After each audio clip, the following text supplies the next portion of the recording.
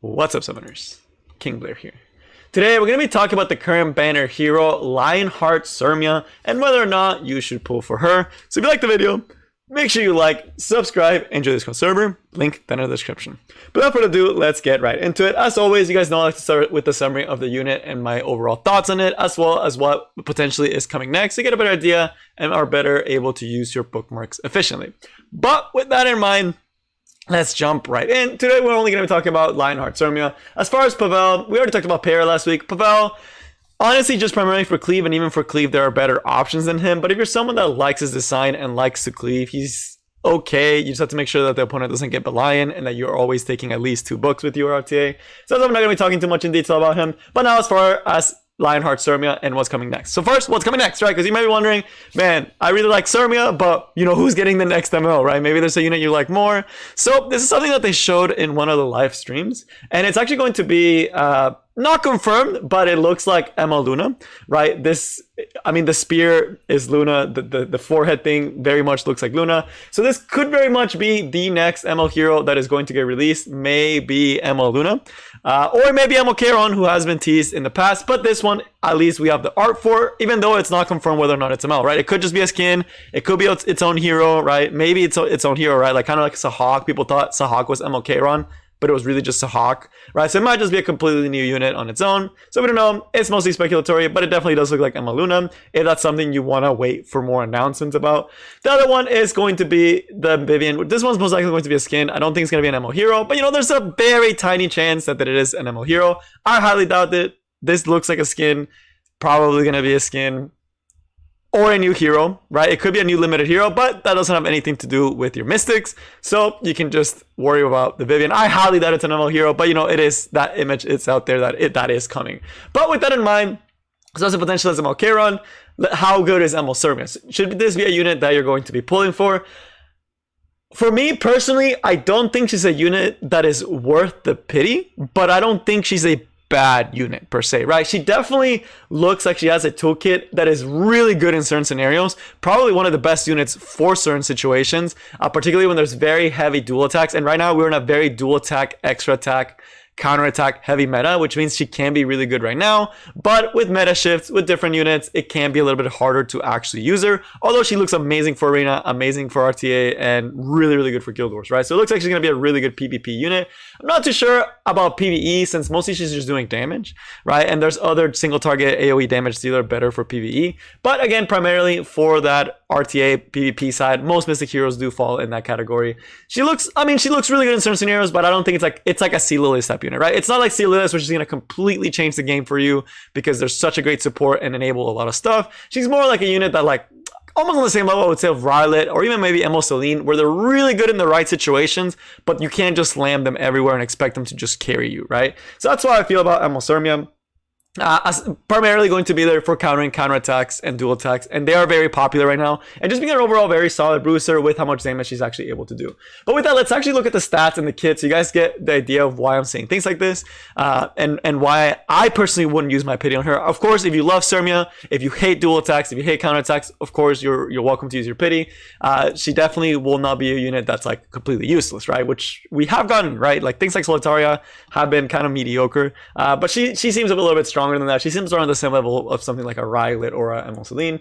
But looking at her right now, Lionheart Cermia, as far as stats, she has a really odd stat line.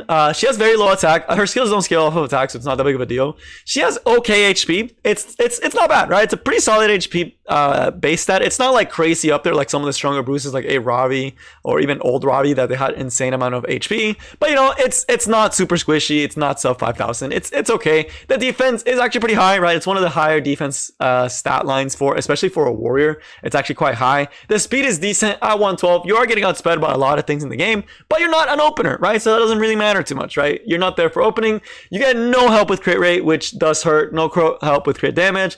And the weird part is going to be that effect res base stat actually being really high at 30%, even though she's not particularly a unit that you're going to be building dedicated FRES. Although it's not the end of the world, right? Because with her buff, she can actually resist straight debuff. So it's not the worst thing And if you get some stray FRS substats here and there and get her to over 100, it's not the worst thing in the planet to actually have her half that. Like if you get her over like 40-50% with the buff, she does get over 100. So it's not the worst thing in the planet, but it just doesn't really make sense for what you're trying to use her for. But it's also not like the end of the world just killing her base stats. The other thing is that she's going to get crit rate on the imprint, which again, part is big because crit rate imprint is going to be the best imprint for a character. If you're all able to get her max triple SS, you're going to have a much easier time actually building her and making your ML Cermia. But of course, not everyone's going to be able to do that. But if you have extra Cermias, getting that high crit rate is the most value for a self-imprint, especially because she's at the end of the day a damage dealer, right? So now as far as the kit and how she functions, first, the S1, nothing too crazy, right? It's actually a pretty basic S1. It just gives herself increased speed, and the damage is based off your defense. So it's all damage, and you can soul burn this skill to do extra damage, right? Which is why people are putting her on a pen set. The main reason people put her on a penetration set is to utilize the fact that she is able to do pretty good damage on this S1 and is able to soul burn for extra damage. And with a pen set, you're just getting more damage on this one. That's the main reason why people are actually putting pen set on her. The speed buff is actually nice. It's always nice to have a unit that can self speed buff. Her base speed is not terrible, right? At 112, she's actually going to definitely make use of this speed, especially because like with most builds, she's been floating between 180 to 210 speed is what the speed she's been floating at. And with a speed buff, that makes her more of like a 230, 240 speed unit, actually being able to keep up with the pace of the game, right? Which is nice, right? It's nice that she has a little bit of a nice little speed buff, and she can kind of keep that up because she's mostly going to be S1ing. Her S3 will also let her S1. So she pretty much has speed buff after she takes turn 1 for the rest of the game, unless it gets stripped. All right, so pretty good, pretty solid. I mean, nothing crazy there. It's just all damage skill, right? The second part is going to be the S2, which is actually going to be her bread and butter as far as this is the reason why she counters dual attacks, and extra attack chances. So first, you start the fight with 40 fighting spirit. At the start of the battle, when an ally suffers an extra attack, when it implies ally, it also includes herself. So when she or an ally suffer an extra attack, so this would be something like Rimuru's S2 is an extra attack, Cesar Bellona's S2 is an extra attack, Mercedes S2 is an extra attack, Rem S2 is an extra attack, right? Those are all extra attack skills.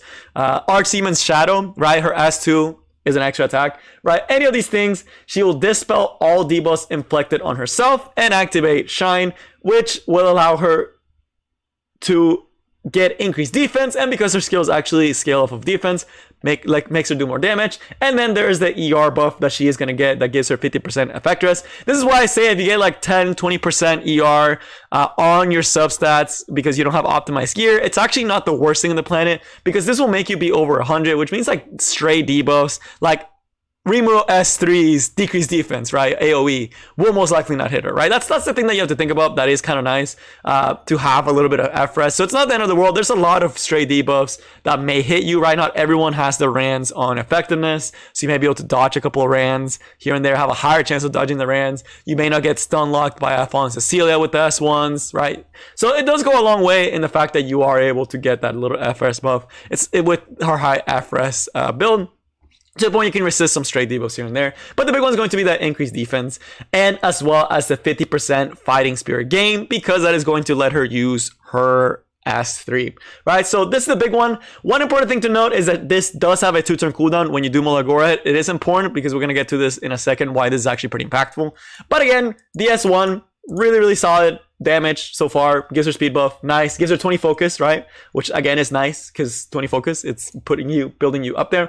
And then of course we get to the S3 where you get to actually use that focus that you got. This is a no cooldown skill. If you guys ever used Ravi in the past, it is very similar to this. Essentially, it's a conditional S3 that when you meet the focus requirements, you're able to use this S3, which means you can't actually use this every single turn if you have that extra focus, and she can actually do that, which is what actually makes her a really good counter to these type of teams. So the S3 is going to be an AoE attack that penetrates the target's defense by 50%. Of course, the damage is going to be scaling on her defense, so she does have higher than average defense, and it will also grant her an extra turn. Again, this is all completely damage based, right? She does this skill all damage, right? And she does get that defense buff if the enemy did it. Counterattack, dual attack, extra attack, right? You're getting those nice little focus stacks. You're getting that S3. You're penetrating defense. You're doing really good AoE damage. A well-built ML Cermia should be doing anywhere from 8 to 10,000 damage on like bulky units, right? 8 to 10,000 is actually a lot when you consider that you're fighting like knights and bruisers. So 8 to 10k, very, very respectable AoE skill, and you're able to follow it up immediately after with an S1 and do even more damage single target. So full combo, if she's able to do this, she can essentially do almost like 15k on a bulky unit when you do the S3 combination with the S1, right? Because that's just, on that one unit, you do like 15k. On the rest of the team, you do anywhere from like 8 to 10k, depending how bulky they are and how much damage mitigation the opponent actually has. That's usually the damage I've been seeing from a well-built Lionheart Cermia, which is very respectable, right? Especially because this skill can be spammable in the right team compositions. The reason why this extra turn actually matters is because this skill, where the skill that if the opponent counterattacks, dual attacks, think of things like Emma Lilius, regular Lilius, right? And the counterattacks things like Violet, Rem, Belian, right? If they counter, she gets this big focus gain that allows her to actually use the S3, right? So what ends up happening is she starts the fight with 40 focus, right? If the opponent counterattacks or dual attacks or whatever, you get 50 focus, you get 90 focus, right? You're able to activate that shine passive. You come in, you do your S3, you do big damage, and then you follow up with an S1. That makes you take 2 turns, which means that your passive is back online, right? So that means that you use that, and then you do the S1, you're back up to 30 focus, and then you get to activate this effect again in that turn because the S3 gives you that extra turn, which meets this 2-turn requirement. So it actually works really well for her, the fact that this skill gives her guaranteed extra turn, because it makes it so when you S3, you get the extra turn, you get to the point where you get this passive back up, which will allow you to get more fighting spirit again, which will let you do another S3 the follow-up turn, right? And if you do that follow-up turn, you get the passive again, and then that turn you won't have enough focus to actually S3 for a 3rd time unless you dual attack. But again, 3 pretty much back-to-back S3s guaranteed against those very heavy counterattack dual attack teams is very, very good, because after 2 8 to 10k damage dealing skills, the whole team's essentially going to die, right? So very, very solid damage potential on Lionheart Cermia. So as far as to where she would be good and where she's weak and builds and all that good stuff. So as far as to where she's going to be good, again, primarily going to be PvP, especially Arena, right? The reason why I say Arena and Guild Wars is because Emma Lilius is literally everywhere, and Emma Lilius is guaranteed to dual attack on that S1. When Emma Lilius dual attacks with that S1, you are getting your passive, you're getting that guaranteed S3. That is incredibly good. It's really good into Rem and Belian, right? Because if Rem and Belian counterattack, you're getting that. It's really good into Violet, because against Violet, you are going to be getting a lot of those dual attacks, right? So she's actually really, really good at Arena, just because of the fact that Emma Lilius is literally everywhere, Belian's literally everywhere, Rem's literally everywhere, Violet's literally everywhere, right? All these counterattack, dual attack type team compositions are everywhere right now in Arena. So you're able to abuse the fact that you can use that. You pair up with something like a Rowana, a Pillis to really cut down on the damage, and you have essentially a slow cleave, right? Really nice, right? So if you're someone that just wants to climb Arena and those are teams you're struggling against, she just does incredibly good. Even if they have AOL, it doesn't matter too much. Although, yeah, AOL does put up that skill nullifier, which can be annoying, but she gets to cleanse, right? After they do the dual attack or the counter attack, right? So that's the big reason why she's really, really good in Arena. She's incredibly good for Arena offense just because of the fact that she's so good into counter attacks. By that same logic, Guild Wars, if you guys have followed Guild Wars, you guys know that it's plagued with Emma Lilius. It's plagued with dual attack, counter attack units. So the fact that you have her, pair up with Rowana, pair up with a Pillis, just have her chilling there, spamming S3s, clapping teams, and just winning for you, right? So that's really, really good. She does really good in those situations for Arena and Guild Wars. For RTA, people still use Belian a lot. People use Lilius a lot, which means you can actually use her quite a bit. Although if they're getting Lilius, you also have to run the risk of potentially getting cleaved, which is a very big concern, which is going to bring us to the places she's actually bad, right? Which is why I don't think she's like the strongest in the planet. She's actually pretty balanced, which I actually like for a change, right? But into things like Rimuru, because she's a defense scaling unit, and we mentioned her HP is not that high, right? You're going to be building her with a lot of defense. But there are a lot of units that penetrate defense, and since you're not giving her as much HP as you would give an HP scaling bruiser, she's going to be relatively squishy to the likes of things like Rylet, and especially Rimuru, who does true damage, right? Because Rimuru gets to do 10k true damage.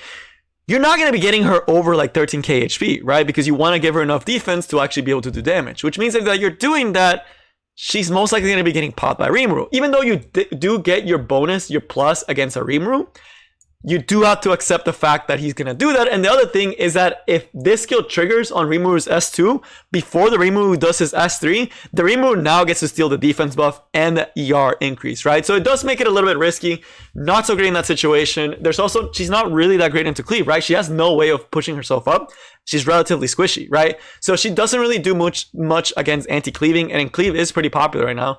So that's the places where she actually kind of struggles against, like Rylet, those big damage little, like, that can just tear through you, are the places where she's going to struggle against, right? But she's going to do really good into, again, things like Violet, things like Ram, things like Belian, and you can cleave with her as a way to counter those units, because people tend to use Ram and Belian as a way to actually counter cleave, right? So you're able to slap her in a cleave team, and then you're able to make use of that big S3 and potentially just swipe a cleave team out of existence, right?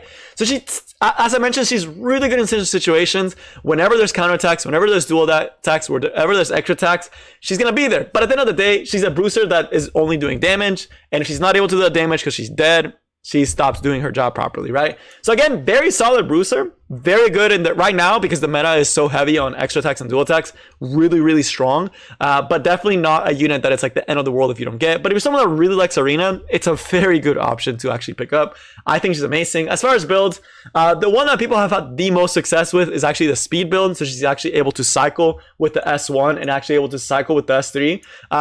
Lifesteal and counter can also work on her. Lifesteal because it keeps her alive for longer, and counterattack because you're able to get more focus, which means more 3, which means more damage. But the thing is, she doesn't have any CR boosting abilities, and if you're building her counter or lifesteal, if she's not taking turns, she's going to be dying, right? And if she's dying, she's not doing damage, and if she's not doing damage, she's losing, which is why people are tending to lean towards the speed build. But again, the other two builds can definitely work. And for side sets, immunity so you don't get locked down, or penetration sets, since she does have a self-cleanse against the teams that you should be taking her against, is going to be pretty good.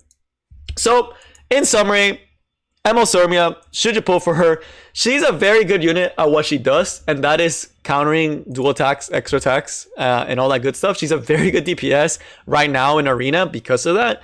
But if you care a lot about Arena, she's a very good option. Because I'm gonna look right now at my Arena, right? And I'm gonna look at this list, and yeah, I can already tell most of these are probably gonna be from the new ML Cermia, because I actually do have a very dual attack heavy defense.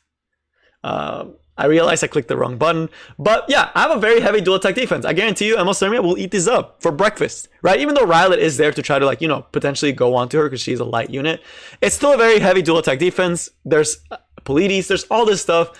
Defenses like that, it's just gonna get deleted, right? I like, if I just look at my log, yeah, then you ML Cermia, yeah, this is a perfect example, right? The second I counterattack, they're doing big damage. I'm getting hunted down. If you see here, look, extra attack, extra attack, dual attack, extra attack, dual attack, extra attack, dual attack, right? Like 4 defenses, I can just slam on Rowana, ML Cermia, Pillis, and whatever the heck I want as a 4th unit, and almost just press auto and just win the game, right? That's how good this unit can actually be in Arena, especially because of the current nature of Arena. So most likely Arena will shift to actually accommodate for the fact that this is actually happening. Most likely, right? Just because she's so good into Arena. And same thing for Guild Wars. For RTA, a little bit hard to pull off, but I know a lot of you guys don't really care much for RTA. So that's going to be it. If you really like her, she's a good unit at what she does, a good at countering current meta. Very cool looking unit. Very exciting. If you love Cermia, definitely, I hope you like her. But that is going to be all I have for you guys today. I hope y'all enjoyed, and good luck on your summons. I tried pulling for her. I did go 90 summons into her, and I didn't get her. But I'm just going to wait till the next one. I don't care about Arena Ass enough to actually really want to pull for her. So it's not like a must pull unit. And I'm just going to wait for the next broken one. So that's going to be all I got for you guys today, and I will see you next time. Peace.